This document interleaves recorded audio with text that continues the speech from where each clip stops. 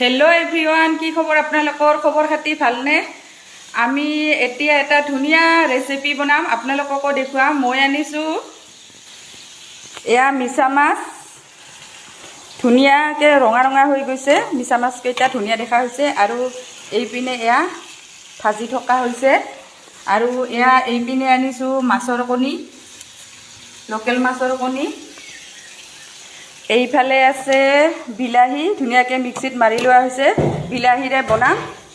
আৰু এইপিনে আছে এয়া হ'ল আদা, নহৰু, জলকীয়া, গোটা জিৰা, ডালচেনি, ইলাচি,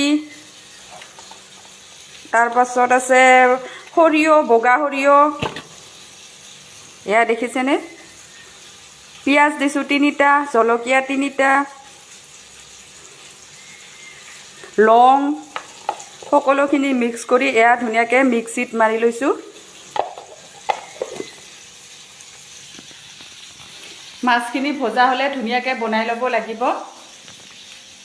আপোনালোকে বাৰু দুপৰীয়াৰ ভাত বনালেনে? আমাৰ এতিয়াহে বনাই আছোঁ। আৰু ভাত বনাবলৈ টাইম হোৱাও নাই দিয়কচোন, 12টাই বাজে আৰু টাইম হৈছেই ভাত বনাব। বাহিৰত ধুনীয়া ৰ'দ দিছে আৰু ধুনীয়াকৈ বতাহও বলি আছে।